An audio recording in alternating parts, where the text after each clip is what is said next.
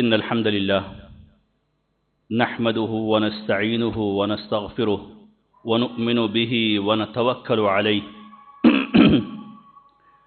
ونعوذ بالله من شرور أنفسنا ومن سيئات أعمالنا من يهده الله فلا مضل له ومن يضلل فلا هادي له وأشهد أن لا إله إلا الله وحده لا شريك له وأشهد أن سيدنا ونبينا محمدا عبده ورسوله أما بعد فإن خير الحديث كتاب الله وخير الهدي هدي محمد صلى الله عليه وسلم وشر الأمور محدثاتها وكل محدثة بدعة وكل بدعة ضلالة وكل ضلالة في النار.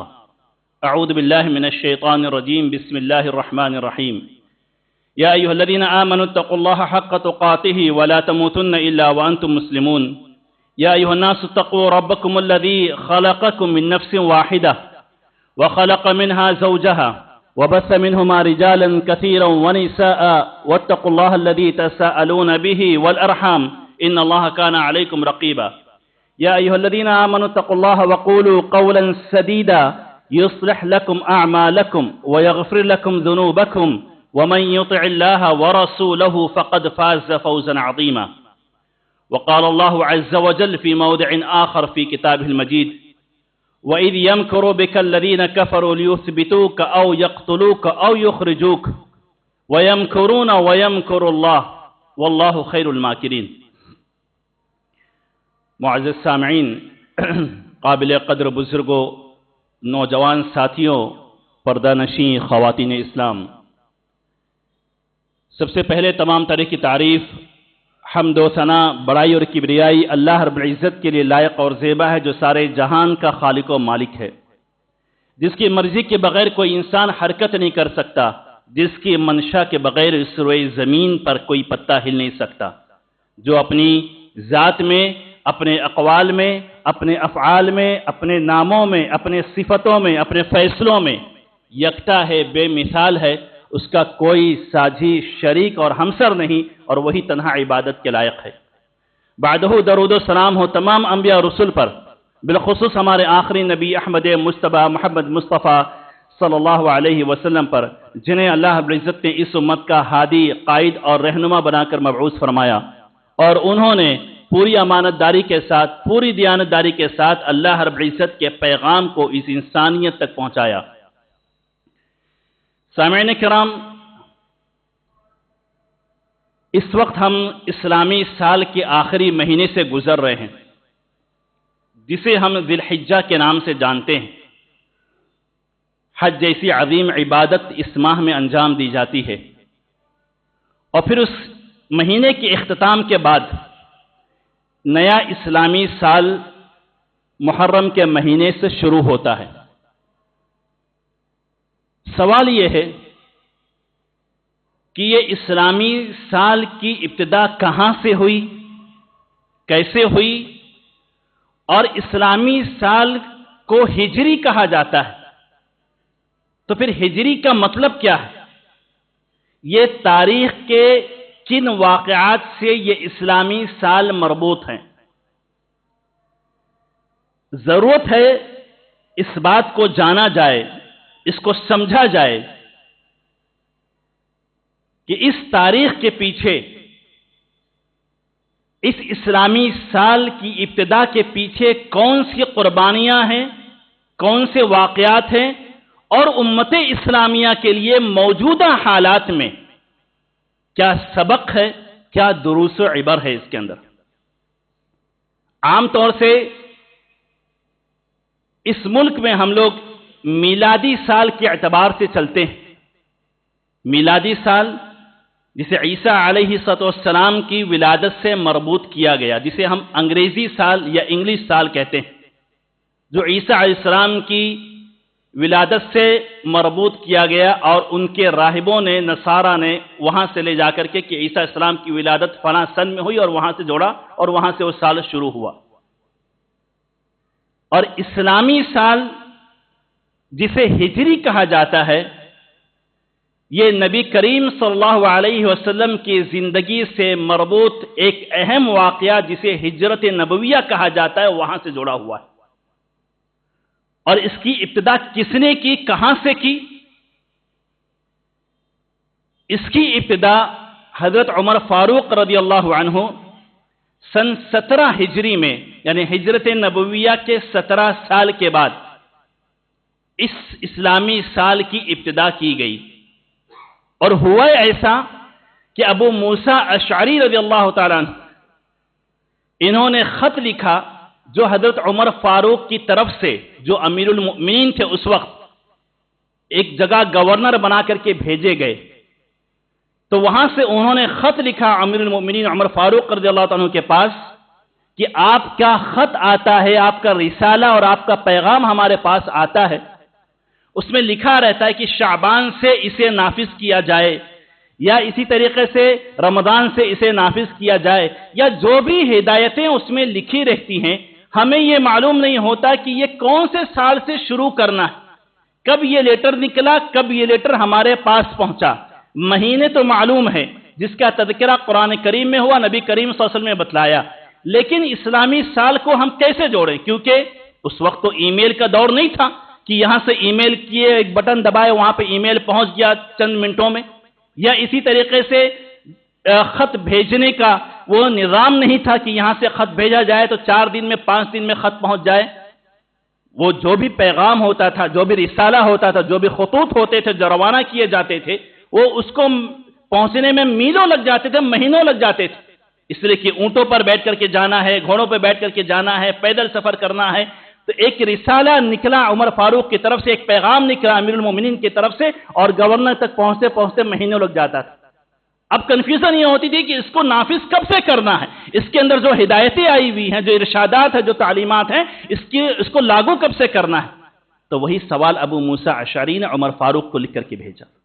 عمر فاروق رضی اللہ تعالیٰ عنہ صحابہ کرام کو جمع کیا کہ اس طرح کا اشکال آ رہا ہے، اس طرح کا ڈاؤٹ آ رہا ہے، کیا کیا جائے۔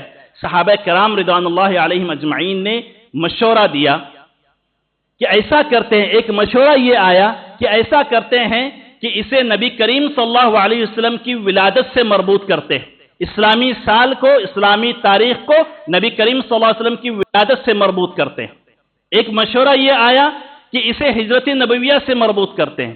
ایک مشورہ یہ آیا کہ اسے نبی کریم صلی اللہ علیہ وسلم کی وفات سے مربوط کرتے ہیں، اور ایک مشورہ یہ بھی آیا کہ جہاں سے وحی اتری ہے وہاں سے اسلامی سال کی ابتدا کی جائے۔ بہرحال کچھ مصلحتیں، کچھ حکمتیں، کسی چیز کو رد کیا گیا، کسی چیز کو قبول کیا گیا، اور جو قبول کیا گیا وہ یہ قبول کیا گیا کہ اسلامی سال کی ابتدا ہجرت نبویہ، جو نبی کریم صلی اللہ علیہ وسلم مکہ سے مدینہ کی طرف ہجرت کر کے گئے تھے، وہاں سے اسلامی سال کی ابتدا کی جائے۔ وجہ کیا تھی اختیار کرنے کی؟ نبی کریم صلی اللہ علیہ وسلم کی ولادت کو چھوڑ دیا گیا کیونکہ اس کی تاریخ میں اختلاف ہے، وفات کو چھوڑ دیا گیا کہ جو ہے وہاں پر ایک غم کا دن ہے، پھر اس غم کے دن سے مربوط کرنا تاریخ کو یہ مناسب نہیں ہے۔ ہجرت نبویہ کو اختیار کیا گیا، اور اس کی بنیادی وجہ یہ تھی کہ ہجرت نبویہ کے بعد اسلام اس سے پہلے کہیں نہ کہیں، یا مسلمان اس سے پہلے کہیں نہ کہیں کمزور تھے، کمزوری کی حالت میں جی رہے تھے، بے بسی کی، بے کسی کی حالت میں جی رہے تھے۔ اور ہجرت نبویہ یہ ایک فیصلہ کن تاریخ تھی، ایک فیصلہ کن چیز تھی کہ جہاں سے اسلامی سلطنت کا آغاز ہوا، جہاں پہ اسلامی سلطنت کی بنیاد رکھی گئی، اور مسلمان کمزوری سے طاقت کی طرف اور مغلوبیت سے غالبیت کی طرف بڑھنے لگے۔ تو لہذا ایسی تاریخ کو ایسے واقعے سے مربوط کیا جائے جو ہم کو یہ احساس دلائے، ہم کو یہ شعور دلائے کہ ہر رہتی دنیا تک مسلمانوں کے لیے موٹیویشن ہو کہ اسلام اگر کبھی کمزور تھا تو اس کے بعد طاقتور بھی بنا، لیکن ہاں اس کے پیچھے قربانیاں ہیں، اس کے پیچھے اسلاف کی بہت بے شمار قربانیاں ہیں جسے امت اسلامیہ کو یاد رکھنے کی ضرورت ہے۔ اور میں ایک چیز یہ بتلاتا چلوں کہ دیکھیے، اپنی تاریخ کو جاننا یہ ہم سب کے لیے ضروری، بالخصوص نئی نسل کے لیے ضروری، اس لیے کہ جو قوم اپنی تاریخ کو یاد کرتی ہے، جو قوم اپنے اسلاف کی قربانیوں کو یاد رکھتی ہے، وہ اپنی تہذیب، اپنے تمدن کو، اپنے کلچر کو کبھی نہیں بھولتی۔ وہ اپنے حال کو بہتر بناتی ہے، اپنے مستقبل کو سنوارتی ہے۔ لیکن جو قوم اپنے اسلاف کی قربانیوں کو، تاریخ کو بھلاتی ہے، پھر وہ کتاب کے کسی پنے میں گم ہو کر کے رہ جاتی ہے۔ اس کا کوئی کلچر نہیں ہوتا، اس کی کوئی تہذیب نہیں ہوتی۔ وہ تہذیب لوگوں سے ایکسپٹ کرتی ہے، قبول کرتی ہے، اس کی اپنی تہذیب کی کوئی شناخت نہیں رہ جاتی۔ لہذا ضرورت اس بات کی ہے کہ ہم اپنی تاریخ کو جانیں، اپنے اسلاف کی قربانیوں کو سمجھیں۔ اور ایک چیز اور کہ یہ ہجرت جو اللہ کے رسول صلی اللہ علیہ وسلم نے مکہ سے مدینہ کی طرف کی تھی، یہ ایک اشکال آتا ہے، یہ ایک اعتراض آتا ہے کہ نبی کریم صلی اللہ علیہ وسلم رات کی تاریکیوں میں چھپ کر کے نکلے تھے مکہ سے مدینہ کی طرف، صحابہ کرام بھاگ کر کے نکلے تھے مکہ سے مدینہ کی طرف۔ تو یہ کہیں نہ کہیں حالات کا مقابلہ کرنے کے بجائے حالات سے بھاگنے کا نام ہے ہجرت، لیکن ایسا نہیں ہے۔ یہ اعتراض غلط ہے، یہ شبہ غلط ہے۔ نبی کریم صلی اللہ علیہ وسلم نے اگر ہجرت اختیار کی تھی مکہ سے مدینہ کی طرف تو یہ اللہ کا فیصلہ تھا، یہ نبی کریم صلی اللہ علیہ وسلم کے فیصلے سے پہلے اللہ کا فیصلہ تھا کہ مکہ کو چھوڑ کر کے مدینہ کو اختیار کیا جائے۔ اور اللہ کے رسول صلی اللہ علیہ وسلم نے صحابہ کرام کو بتلایا تھا کہ مجھے خواب میں دکھلایا گیا ہے، اور انبیاء کے خواب وحی ہوتے ہیں، اللہ کی طرف سے پیغام ہوتا ہے کہ مجھے خواب میں دکھلایا گیا ہے کہ میں مدینہ کی طرف ہجرت کر رہا ہوں۔ تو یہ اللہ کی طرف سے حکم تھا کہ آپ مکہ چھوڑ کر کے مدینہ کی طرف نکلے۔ نبی کریم صلی اللہ علیہ وسلم بھاگ کر کے نہیں نکلے تھے، چھپ چھپا کے نکلے تھے، وہ ایک انسانی فطرت کا تقاضا تھا۔ صحابہ کرام بھاگ کر کے نکلے، چھپ چھپا کے نکلے، وہ ایک انسانی فطرت کا تقاضا تھا۔ لیکن مکہ کو چھوڑ کر کے مدینہ جانا، ہجرت کرنا، یہ اللہ کا فیصلہ تھا۔ اور اس کی وجہ یہ تھی، اس کے پیچھے مصلحت یہ تھی، کوئی بھی نبی تاریخ اٹھا کر کے دیکھیں، نوح علیہ السلام، موسیٰ علیہ السلام، ابراہیم علیہ السلام، تمام انبیاء، ان تمام انبیاء کی یہ تاریخ رہی ہے کہ انہوں نے اپنے ملک کو چھوڑا ہے اپنی دعوت کی خاطر، توحید کی خاطر، اپنے ایمان اور اپنے عقیدے کے تحفظ کی خاطر۔ انہوں نے اپنے ملک کو چھوڑا، اپنے وطن کو چھوڑا، گھر بار کو چھوڑا، اور کسی نئی جگہ پر جا کر کے بسیرا اختیار کیا۔ تو یہ ایک نبوی مزاج تھا، تمام انبیاء نے ہجرت کی، ایسا نہیں تھا کہ صرف نبی نے ہجرت کی، تمام انبیاء نے ہجرت کی۔ تو یہ کہنا کہ نبی کریم صلی اللہ علیہ وسلم دعوت سے یا کفار مکہ سے گھبرا کر کے مکہ سے مدینہ کی طرف بھاگے تھے، نہیں، یہ غلط اعتراض ہے۔ اور اسی طریقے سے صحابہ کرام رضوان اللہ علیہم اجمعین جب مکہ سے مدینہ کی طرف ہجرت کیے تھے تو ایسا نہیں تھا کہ صحابہ کرام گھبرا کر کے اور ڈر کر کے اور بھاگ کر کے نکلے تھے، نہیں، بلکہ یہ حکم دیا گیا تھا کہ اب ایسی جگہ جاؤ جہاں پر تم اپنے اسلامی شاعر کو آزادی سے اختیار کر سکو، جہاں پر تم اپنے عقیدے، اپنے ایمان کا تحفظ کر سکو۔ یاد رکھیے کہ عقیدہ کا تحفظ، اپنے ایمان کے تحفظ، اپنے توحید کے تحفظ یہ دنیا کی سب سے اہم چیز ہے۔ پھر اس تحفظ کے خاطر آپ کو مال کی قربانی دینی پڑے، آپ کو جان کی قربانی دینی پڑے، آپ کو اپنا گھر بار چھوڑنا پڑے، کوئی مسئلہ نہیں، لیکن آپ کے عقیدے کا تحفظ سب سے پہلے ہونا چاہیے۔ اور اسی پر یہ قیاس کیا جاتا ہے کہ اگر آپ کسی ایسے محلے اور ایسی سوسائٹی اور ایسے علاقے میں رہتے ہیں جہاں پر اذان کی آواز نہیں آتی، جہاں پر مسجدیں آباد نہیں ہیں اطراف میں، جہاں پر آپ اپنے اسلامی شاعر کو آزادی سے اپنا نہیں سکتے، جہاں پر آپ اپنے عقیدے توحید پر آزادی سے عمل نہیں کر سکتے، تو مناسب یہ ہے کہ ایسے محلے، ایسی سوسائٹی اور ایسے علاقے کو چھوڑ دینا چاہیے۔ اس لیے کہ ہو سکتا ہے کہ آپ توحید کے ماننے والے ہیں، آپ سمجھ سکتے ہیں، آپ اپنے عقیدے کا تحفظ کر سکتے ہیں، آپ اپنے ایمان کو بچا سکتے ہیں، لیکن آنے والی نسل کا کیا، آنے والی جنریشن کا کیا؟ اگر وہ اس ماحول میں رہی یا وہ ماحول نہیں ملا جسے اسلامی ماحول ہم کہتے ہیں، اگر وہ ماحول نہیں ملا اسلامی ماحول، تو آپ کو کیا لگتا ہے کہ آپ کے آنے والی نسل اپنے عقیدے، اپنے ایمان کا تحفظ کر سکے گی؟ نہیں کر سکے گی۔ اور عقیدے اور ایمان کا تحفظ سب پر مقدم ہے۔ پھر آپ کو کچھ بھی اختیار کرنا پڑے، آپ کو علاقہ چھوڑنا پڑے، ہم ایسا کرتے ہیں۔ ایک بڑا طبقہ ایسا کہ ہائی فائی سوسائٹی کے چکر میں اور ہائی فائی علاقے کے چکر میں ایسی جگہ جا کے بس جاتے، نہ کانوں میں اذان کی آواز آتی، نہ اطراف میں مسجدیں ہوتی ہے کہ آدمی مسجد سے مربوط رہے جہاں پر عقیدے اور ایمان کے تحفظ کا مسئلہ، جہاں پر اسلامی شاعر کے تحفظ کا مسئلہ، اور ہائی فائی سوسائٹی کے چکر میں ایسی جگہ جا کے بس جاتے ہیں۔ لیکن میرے بھائی، ایسی جگہ کو ترک کر کے ایسی جگہ اختیار کرنا جو کہ گرچہ معیار میں کم ہے، وہ علاقہ بہت اچھا نہیں ہوگا، وہ محلہ بہت اچھا نہیں ہوگا، وہ سوسائٹی بہت اچھی نہیں ہوگی، لیکن اگر بغل میں مسجد ہے، کانوں میں اذان کی آواز آ رہی ہے، تو اللہ کی قسم وہ آپ کے لیے ہر چیز سے بہتر ہے۔ تو صحابہ کرام رضوان اللہ علیہم اجمعین، مکہ میں جب ان کے اوپر زندگی کو تنگ کر دیا گیا، آزادی سے عمل نہیں کرنے دیا جا رہا تھا عقیدہ توحید پر اور دیگر اسلامی شعائر پر، تو صحابہ کرام کو یہ حکم دیا گیا کہ اب یہاں سے آپ نکل کر کے چلے جاؤ۔ تو یہ کہنا کہ صحابہ کرام رضوان اللہ علیہم اجمعین بھاگ کر کے نکلے تھے، یہ کہنا غلط ہے۔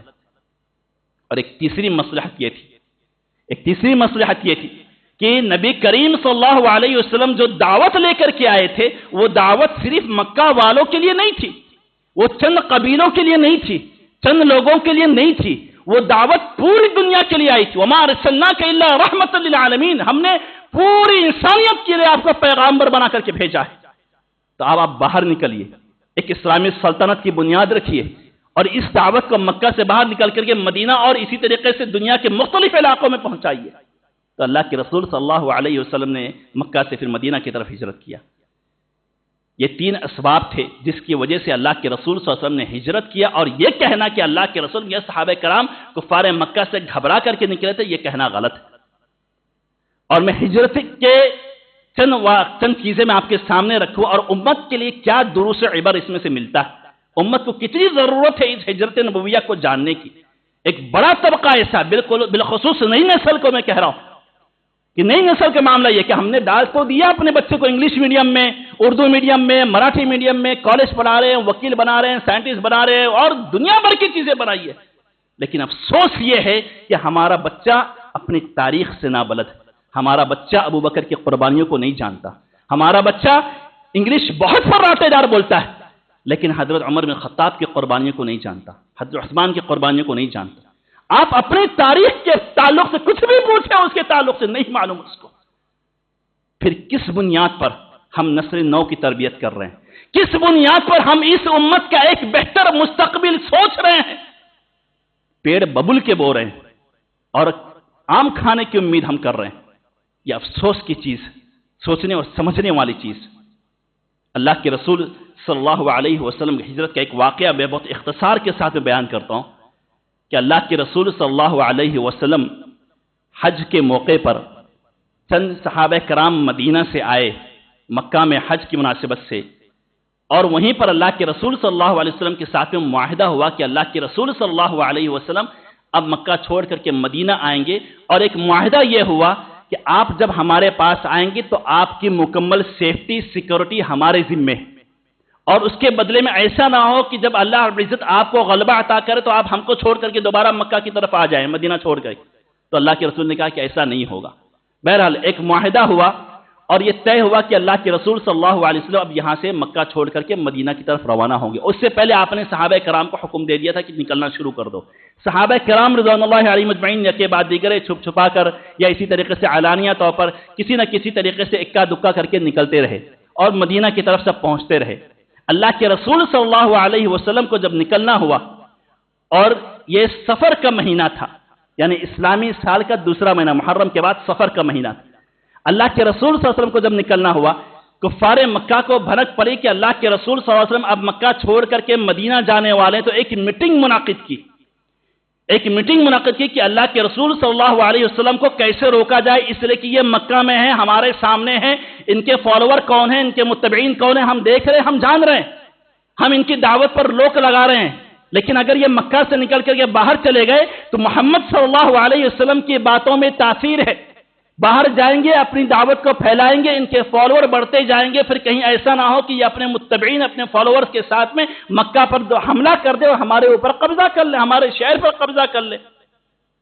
تو لہذا اللہ کے رسول صلی اللہ علیہ وسلم کو روکنا ضروری ہے۔ چنانچہ مکہ کے بڑے لوگ، قریش کے بڑے لوگوں نے میٹنگ منعقد کی کفار نے، اور میٹنگ میں بہت ساری تجاویز سامنے آئی۔ کسی نے کہا کہ ایک کام کرتے ہیں، نعوذ باللہ محمد صلی اللہ علیہ وسلم کو پکڑ کر کے زنجیروں میں باندھ کر کے قید کر دیا جائے، ایک گھر میں بند کر دیا جائے۔ کچھ لوگوں نے کہا کہ اگر ہم بند کریں گے تو ان کے ساتھی آ کر کے چھڑا لے جائیں گے۔ کسی نے کہا کہ اچھا ایک کام کرتے ہیں کہ ان کو جلا وطن کر دیتے، مکہ سے باہر نکال دیتے ہیں، دربدر کر دیتے ہیں۔ تو یہ ہوا کہ اگر در بدر کر دیں گے تو پھر بات تو وہی ہوئی کہ ان کے فالوور باہر بڑھیں گے اور اس کو لے کر کے ہمارے پاس آ جائیں گے، ہم پر حملہ کریں گے۔ تیسری تجویز ابو جہل کی طرف سے یہ آئی کہ اللہ کے رسول صلی اللہ علیہ وسلم کو نعوذ باللہ قتل کر دیا جائے، اور قتل ایسے کیا جائے کہ مکہ کے جو بڑے بڑے قبیلے ہیں ہر قبیلے سے ایک ایک آدمی کو منتخب کر لیا جائے، 12 آدمی اللہ کے رسول صلی اللہ علیہ وسلم کے گھر کا گھیراؤ کریں اور 12 آدمی ایک ساتھ میں حملہ کریں اللہ کے رسول صلی اللہ علیہ وسلم پر نعوذ باللہ اور ان کو قتل کریں۔ جب 12 کے 12 تلوار ایک ساتھ میں پڑے گی تو خون سب کے اوپر ڈیوائیڈ ہو جائے گا، اور اللہ کے رسول کا خاندان ان 12 قبیلے والوں سے لڑ نہیں سکے گا۔ جب لڑ نہیں پائے گا تو آخر میں آ کر کے سیٹلمنٹ کرے گا، اور جب سیٹلمنٹ کرے گا تو ہم دیت دے دیں گے، خون بہا کے قتل کی جو دیت ہوتی ہے وہ ہم دیت دے دیں گے۔ اس طریقے سے ہمارا کام ختم ہو جائے گا، ہمارا مقصد پورا ہو جائے گا۔ اور اسی کو اللہ رب العزت نے، جو خطبہ مسنہ کی بات میں نے آپ کے سامنے ایک آیت پڑھی تھی، وَإِذْ يَمْكُرُ بِكَ الَّذِينَ كَفَرُوا لِيُثْبِتُوكَ أَوْ يَقْتُلُوكَ أَوْ يُخْرِجُوكَ۔ اے نبی، یہ کفار کو دیکھیے، یہ بیٹھ کر کے آپ کے تعلق سے پلاننگ کر رہے ہیں کہ آپ کو مقید کر دے، آپ کو پابند سلاسل کر دے، آپ کو زنجیروں میں باندھ دے، یا آپ کو قتل کر دے، آپ کو شہر بدر کر دے۔ وَيَمْكُرُونَ وَيَمْكُرُ اللَّهُ، کرنے دیجئے ان کو، جتنی چالیں چل رہے ہیں چلنے دیجئے، جتنی تدبیریں جتنی سازشیں کر رہے ہیں کرنے دیجئے۔ وَيَمْكُرُ اللَّهُ، اللہ رب العزت اپنی تدبیر کر رہا ہے۔ وَاللَّهُ خَيْرُ الْمَاكِرِينَ، اور اللہ سے بہتر تدبیر کرنے والا کوئی نہیں۔ اللہ کے رسول صلی اللہ علیہ وسلم کو قتل کرنے کی سازش کی گئی، اور یہ ہوا کہ آج رات اس پلان پر عمل کرنا ہے۔ چنانچہ 12 آدمی منتخب کیے گئے، اللہ کے رسول صلی اللہ علیہ وسلم کے گھر کا گھیراؤ کیا گیا، اور یہ ہوا کہ رات کے ایک حصے میں سب مل کر کے ایک ساتھ میں ایک تلوار اٹھا کر کے قتل کریں گے۔ اللہ کے رسول صلی اللہ علیہ وسلم کو اللہ رب العزت بدریہ وحی اطلاع دے دیتا ہے، اور ان کو حکم دیتا ہے کہ آج کی رات تم مکہ چھوڑ کر کے مدینہ کی طرف نکل جاؤ۔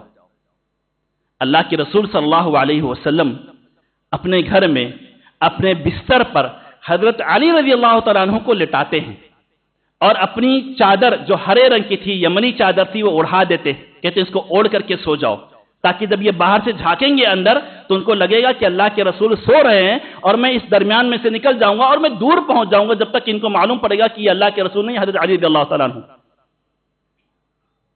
بہرحال گھر کا گھیراؤ ہوا، رات میں سب لوگ تلوار لے کر کے بیٹھ گئے۔ اللہ کے رسول صلی اللہ علیہ وسلم رات کے وقت میں حضرت علی کو لٹا کر کے، سبحان اللہ، داد دیجیے حضرت علی رضی اللہ تعالیٰ عنہ، نوجوان آدمی، باہر 12 آدمی ننگی تلوار لیے کھڑے، کب کام تمام ہو جائے معلوم نہیں، لیکن اللہ کے رسول صلی اللہ علیہ وسلم کے ساتھ میں وفاداری اور جانثاری کا جذبہ دیکھیے نوجوانوں کا۔ آج ہمارا نوجوان کہاں ہے؟ ریل میں بزی ہے نا، فیس بک پہ بزی ہے۔ یہ قربانی دی رضی اللہ تعالیٰ، جوان آدمی تھے، پوری زندگی سامنے پڑی، اپنے لیے بھی نہیں اللہ کے رسول کے لیے جان دینے کو تیار بیٹھے، لیٹ گئے۔ اللہ کے رسول صلی اللہ علیہ وسلم نے کیوں رکایا حضرت علی کو؟ اس لیے کہ اللہ کے رسول صلی اللہ علیہ وسلم کے پاس بہت سارے لوگوں کی امانتیں رکھی ہوئی تھی، اور اللہ کے رسول صلی اللہ علیہ وسلم یہ نہیں چاہتے تھے کہ میں یہاں سے فرار ہو جاؤں، چلے جاؤں اور لوگ یہ کہیں کہ دیکھو پیسہ لے کر کے بھاگ گیا۔ سبحان اللہ، آج تم قرض دے دیتے ہیں تو قرض مانگنا مطلب دشمنی مول لینا ہو جاتا ہے، امانتیں تو چھوڑ دیجئے۔ اللہ کے رسول صلی اللہ علیہ وسلم کو اس عالم میں بھی یہ فکر ہے کہ ہر صاحب امانت کو، ہر صاحب مال کو اس کا مال واپس مل جائے۔ حضرت علی کو لٹاتے ہیں۔ اللہ کے رسول صلی اللہ علیہ وسلم جب رات کا حصہ ایک گزر جاتا ہے، اللہ کے رسول صلی اللہ علیہ وسلم آگے بڑھتے، نکلتے، دروازہ کھولتے نکلتے، باہر آدمی بیٹھے ہوئے، لیکن اللہ رب العزت کی قدرت کہ اللہ رب العزت جاگتی آنکھوں سے نور چھین سکتا ہے، وہ ہر چیز پر قادر ہے۔ جاگ رہے ہیں، بیٹھے ہیں، لیکن اللہ کے رسول صلی اللہ علیہ وسلم ان کے سامنے سے نکلتے ہیں، اللہ رب العزت نے ان کی جاگتی آنکھوں سے نور کو سلب کر لیا اور وہ دیکھ نہیں سکے کہ اللہ کے رسول نکل رہے ہیں۔ اور مورخین نے لکھا ہے کہ اللہ کے رسول صلی اللہ علیہ وسلم ہر ایک کے سر پر مٹی ڈالتے ہوئے نکلتے ہیں، لیکن کسی کو بھی یہ توفیق نہیں ملی کہ اللہ کے رسول کو دیکھ سکے۔ کیوں؟ وَجَعَلْنَا مِن بَيْنِ أَيْدِيهِمْ سَدًّا وَمِن خَلْفِهِمْ سَدًّا فَأَغْشَيْنَاهُمْ فَهُمْ لَا يُبْصِرُونَ۔ سورہ یاسین میں اللہ نے کہا ہم نے ان کی آنکھوں کو اندھا کر دیا، نہ وہ آگے دیکھ سکتے تھے نہ وہ پیچھے دیکھ سکتے تھے، ہم نے ان کو مغموم کر دیا، بے ہوش کر دیا، ہم نہیں دیکھ پائے۔ وہ اللہ کے رسول صلی اللہ علیہ وسلم سب کے سر پر مٹی ڈالتے ہوئے نکل جاتے ہیں۔ حضرت ابوبکر کے گھر پہ پہنچتے ہیں، سواری تیار تھی، اللہ کے رسول صلی اللہ علیہ وسلم حضرت ابوبکر کے گھر پہ پہنچ پر کے سواری تیار تھی، پیچھے کے راستے سے رات میں نکل پڑتے ہیں۔ جانا کہاں ہے؟ مدینہ کی طرف، جو شمال میں واقع، نارتھ میں واقع ہے، لیکن آپ نے رخ کہاں کیا؟ یمن کی طرف کا، جو ساؤتھ میں واقع ہے۔ اس کی بھی حکمت ہے، مصلحت ہے، بتاؤں گا میں آپ کو۔ اللہ کے رسول صلی اللہ علیہ وسلم کو مدینہ میں جانا ہے، جو مکہ کے ساؤتھ میں واقع، شمال میں واقع ہے، لیکن اللہ کے رسول صلی اللہ علیہ وسلم وہاں نہ جا کر کے یمن کا رخ آپ نے کیا، اور وہاں پر جا کر کے ایک پہاڑ جو ثور نامی پہاڑ تھا، اس میں غار تھا، غار ثور، اللہ کے رسول صلی اللہ علیہ وسلم جا کر کے وہاں پر پناہ لیتے ہیں۔ حکمت کیا تھی کہ جانا ہے مدینہ کی طرف، نکلے مکہ کی طرف، اس لیے کہ سارے صحابہ کرام مدینہ کی طرف نکلے۔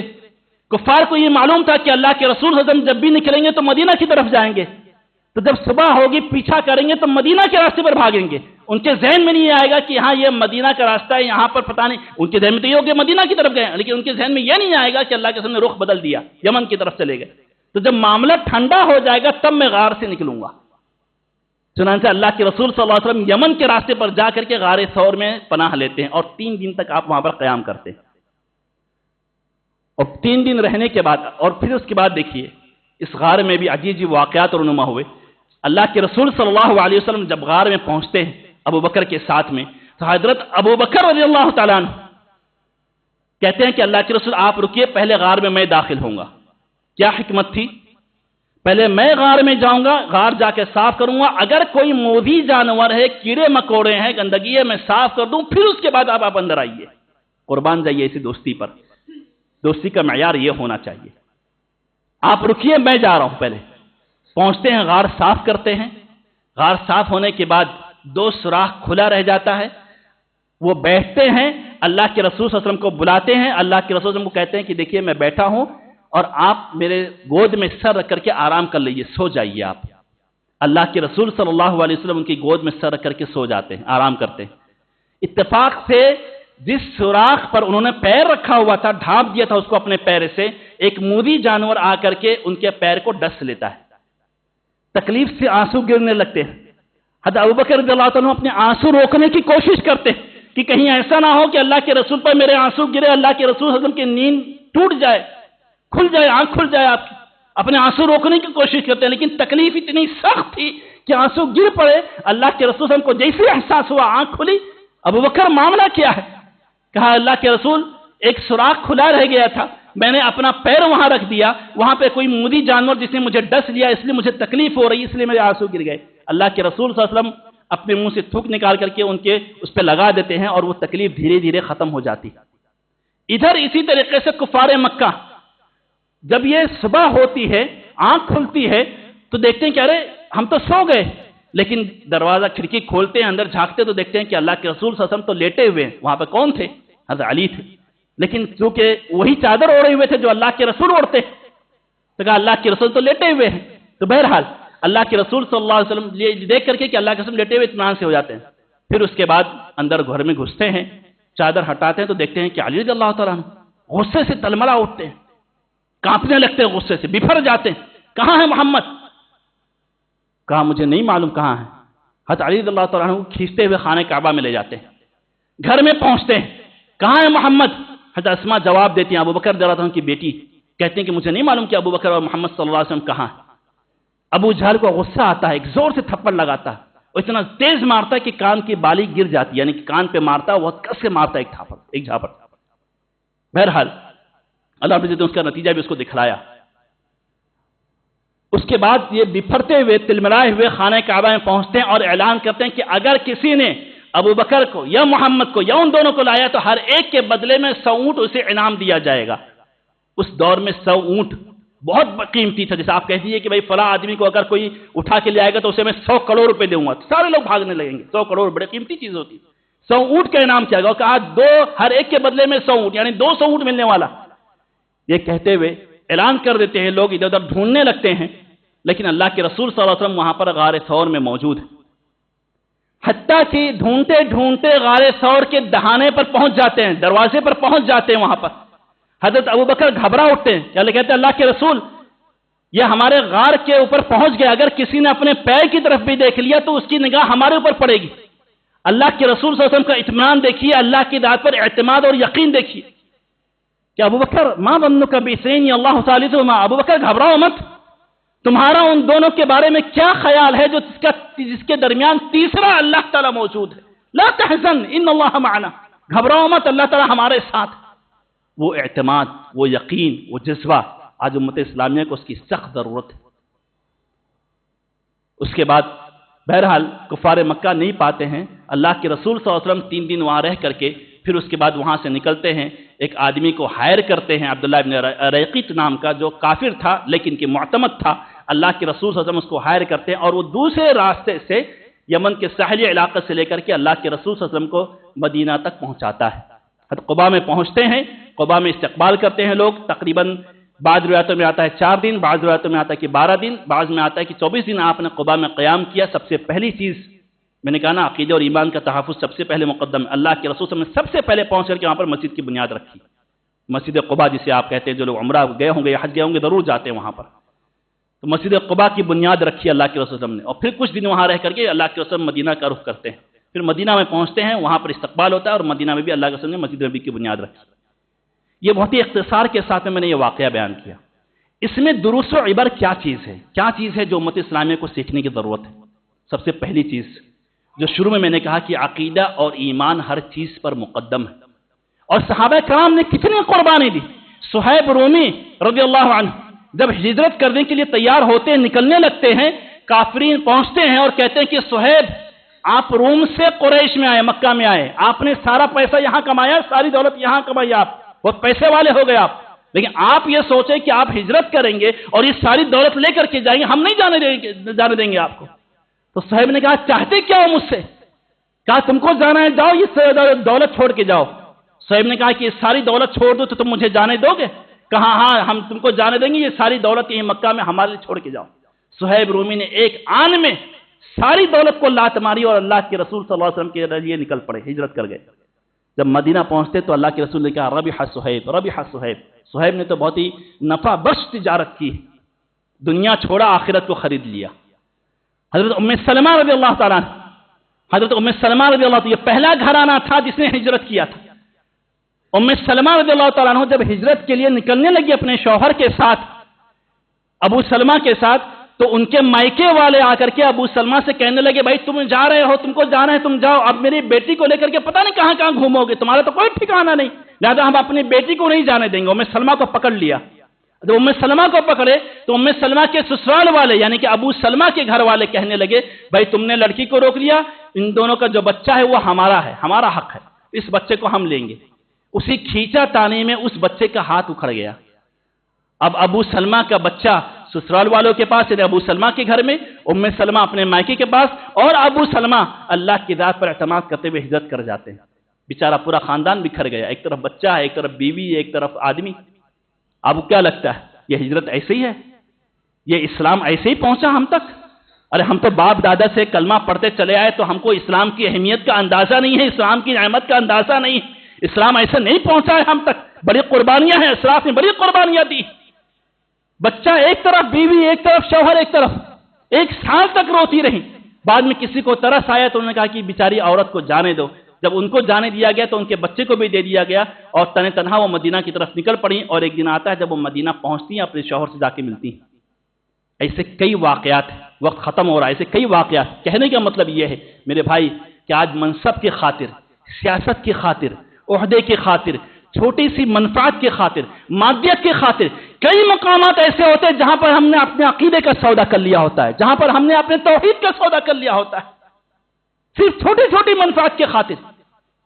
سیاست میں دیکھیے لوگوں کو جا کر کے لوگ چھوٹی چھوٹی عہدے اور منصب کی خاطر اپنے عقیدے توحید سے سودا کرتے ہوئے نظر آتے ہیں، کبھی کسی بت کے آگے جھکتے ہوئے نظر آتے ہیں۔ کیا کریں، سیاست ہے، کرنا پڑتا ہے۔ میرے بھائی عقیدے اور ایمان یہ سب پر مقدم ہے، اور اس سے کسی بھی صورت میں کمپرومائز نہیں۔ مال چھوڑ دو، عہدہ چھوڑ دو، جائیداد چھوڑ دو، گھر چھوڑ دو، بیوی چھوڑ دو، بچے چھوڑ دو، لیکن اپنے عقیدے اور ایمان سے کبھی کمپرومائز نہیں کرنا۔ یہ ہجرت نبویہ ہمیں یہ سبق دیتی ہے۔ اور دوسری چیز، سب سے اہم چیز، اللہ کے رسول صلی اللہ علیہ وسلم کی پلاننگ دیکھیے۔ آج امت اسلامیہ کو سب سے زیادہ ضرورت ہے اس چیز کی۔ ہر محاذ پر ناکام نظر آ رہے ہیں ہم، تعلیم کا میدان ہو، سیاست کا میدان ہو، اقتصاد کا میدان ہو، معاشرتی اعتبار سے، سماجی اعتبار سے، ہر جگہ پیچھے نظر آتے ہیں۔ وجہ کیا ہے بنیادی اعتبار سے میرے بھائیوں؟ وجہ یہ ہے کہ ہم جذباتی انداز میں آگے بڑھتے ہیں، کوئی پلاننگ نہیں ہوتی، کوئی تخطیط نہیں ہوتی، اور نتیجہ یہ نکلتا ہے کہ جذباتی انداز میں آگے بڑھتے ہیں اور کچھ دنوں کے بعد ٹھائیں ٹھائیں فش، کہانی ختم، ٹھنڈے پڑ جاتے ہیں۔ اللہ کے رسول صلی اللہ علیہ وسلم کی پلاننگ دیکھیے، ہجرت کرنے جا رہے ہیں، جس جانور سے ہجرت کرنا تھا، جس جانور کو لے کر کے جانا تھا، 4 مہینے تک اس کو چارہ کھلایا گیا۔ اللہ کے رسول صلی اللہ علیہ وسلم کب نکلے؟ رات کی تاریکی میں نکلے، یہ پہلے سے پلان تھا، رات کی تاریکی میں نکلے۔ کہاں جانا تھا؟ مدینہ کی طرف، شمال میں گئے کدھر؟ یمن کی طرف۔ پھر اس کے بعد غار میں 3 دن تک رہے، اور اس 3 دن میں ایک آدمی کو متعین کیا جو دن بھر کی خبر لے کر کے، عبداللہ بن ابی بکر رضی اللہ تعالیٰ عنہ، یہ خبر لے کر کے غار تک پہنچاتے تھے کہ مکہ میں کیا چل رہا ہے، تاکہ اسی حساب سے اگلی پلان تیار کیا جائے، اگلی چیز کی جائے، اگلا اقدام کیا جائے اسی اعتبار سے۔ عبداللہ بن ابی بکر پورے دن کی جو پلاننگ ہوتی تھی وہ اللہ کے رسول کو پہنچاتے تھے۔ عامر ابن فہیرہ بکریاں چراتے ہوئے اللہ کے رسول صلی اللہ علیہ وسلم تک غار تک جاتے تھے، اور پھر اس کے بعد جب واپس ہوتے تھے تو یہ دونوں آدمی آگے چلتے تھے، پیچھے بکریاں چلتی تھی۔ کیوں؟ تاکہ آگے جب چلیں گے اور پیچھے سے بکریاں آئیں گی تو قدموں کے جو نشان ہیں، پیر کے جو نشان ہیں، وہ مٹ جائے گا، کسی کو معلوم نہیں پڑے گا کہ یہاں پہ کوئی آ کے گیا ہے ابھی جلدی میں۔ پھر اس کے بعد ایک آدمی کو ہائر کیا، کھانا کون پہنچائے گا، راستہ کون بتلائے گا، اور پھر اس کے بعد اللہ کے رسول صلی اللہ علیہ وسلم نے یہ اقدام کیا تھا، یہ مشن اٹھایا تھا۔ کہنے کا مطلب یہ ہے کہ جتنے منظم انداز میں ہمیں ضرورت ہے اس آج کے دور میں کہ ہم پلان کریں، ہم تخطیط کریں، اور یاد رکھیے جتنی بہتر پلاننگ آپ کی کامیاب ہونے کے اتنی زیادہ چانسز، اتنے زیادہ مواقع، اتنا زیادہ چانس ہوگا کہ آپ کامیاب ہوں گے جتنی باریک آپ کی پلاننگ ہوگی، اور جتنے آپ فوری اعتبار سے بغیر کسی پلان کے آگے بڑھیں گے نتیجہ یہ ہوگا کہ ہم آگے چل کر کے صرف ناکام ہوں گے۔ تو کہنے کا مطلب یہ ہے میرے بھائیوں، بہت سارے دروس و عبر، وقت جاتے ہیں ختم ہو گیا، بہت ساری دروس و عبر، یہ صرف 2 چیزیں میں نے آپ کے سامنے رکھی، ورنہ ایسی بہت ساری چیزیں کہ جو اس سبق سے سیکھنے کی ضرورت اس بات کی ہے کہ ہجرت نبویہ کے واقعات کو آپ پڑھیں، صرف اس خطبے پر مت اعتماد کیجیے، آپ جائیے اپنے گھر میں کتاب اٹھائیے، ہجرت نبویہ کے واقعات کو پڑھیے، اور اس میں سے جو سبق ملتا ہے یقین جانیے کہ لوگ موٹیویشنل اسپیکر ہائر کرتے ہیں، میرا بچہ بیچارہ کمزور ہے ذہنی اعتبار سے، موٹیویشنل اسپیکر ہائر کیے جا رہے ہیں۔ ارے نبی کی سیرت کو اٹھا کر کے پڑھاؤ، صرف ہجرت نبویہ کے واقعہ پڑھاؤ، حالات سے لڑنا کیسے ہے، حالات کا مقابلہ کیسے کرنا ہے، کامیابی تک کیسے پہنچنا ہے، یہ ہجرت نبویہ تم کو سکھائی دے گی۔ پھر کیا کسی موٹیویشنل اسپیکر کے پاس جاتے ہو؟ اپنے نبی کے واقعات کو پڑھو، لقد کان لکم فی رسول اللہ اسوۃ حسنہ، تمہارے نبی صلی اللہ علیہ وسلم کی زندگی تمہارے لیے بہترین نمونہ ہے۔ اللہ تعالیٰ سے دعا ہے کہ اللہ رب العزت ہمیں نبی کریم صلی اللہ علیہ وسلم کی سیرت کے مطابق زندگی گزارنے کی توفیق عطا فرمائے، اللہ رب العزت ہمیں اپنے نبی سے مربوط کرے، آمین۔ اقول قولی ھذا واستغفر لکم ولکم ولسائر المسلمین من کل ذنب فاستغفروہ انہ هو الغفور